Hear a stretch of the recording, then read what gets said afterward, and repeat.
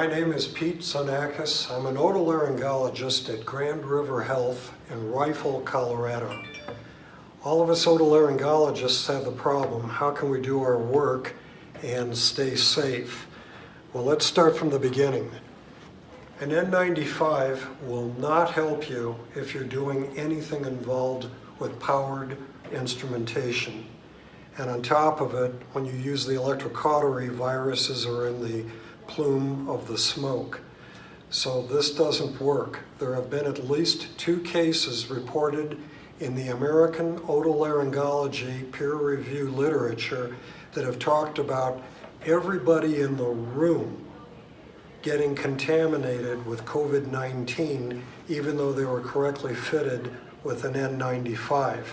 In one case, the only person who didn't get contaminated was the anesthesiologist, because that person wore a PAPR.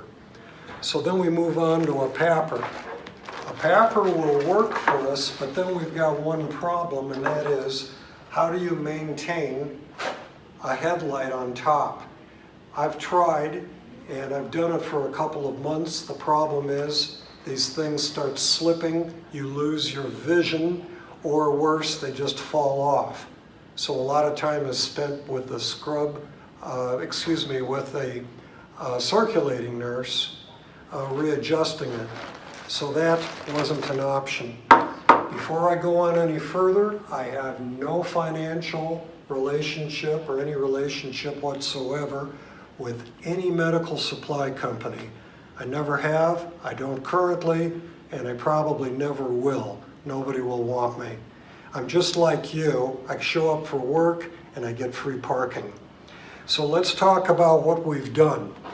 We've taken this kind of a PAPR helmet, and it's a self-contained unit, and it comes from Max Air. You can look them up online. And it's a good fitting helmet. It does everything that we want to do for our safety. The problem is, how do we get this to fit onto this so we can still do our work?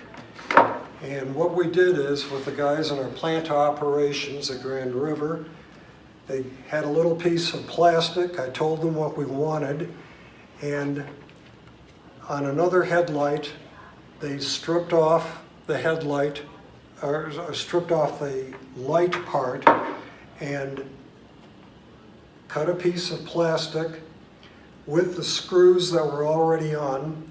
They screwed the light to the smaller piece, which was already preheated with a torch, so that way it would bend and conform to the helmet. When they were all done, we ended up with this. And again, this is screwed into place with the plastic, and then we've got Velcro holding it in place, and Velcro just kind of holding our cords. So now our situation is, one cord goes into my battery, and the other light goes where it always did go.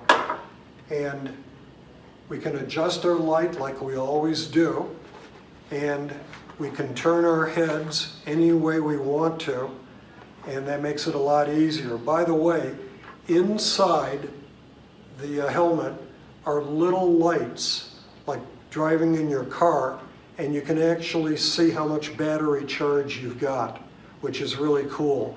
Plus the battery is rechargeable. So anyway, I've been able to do any kind of surgery in the hypopharynx, any surgery in the nose and the sinuses using this.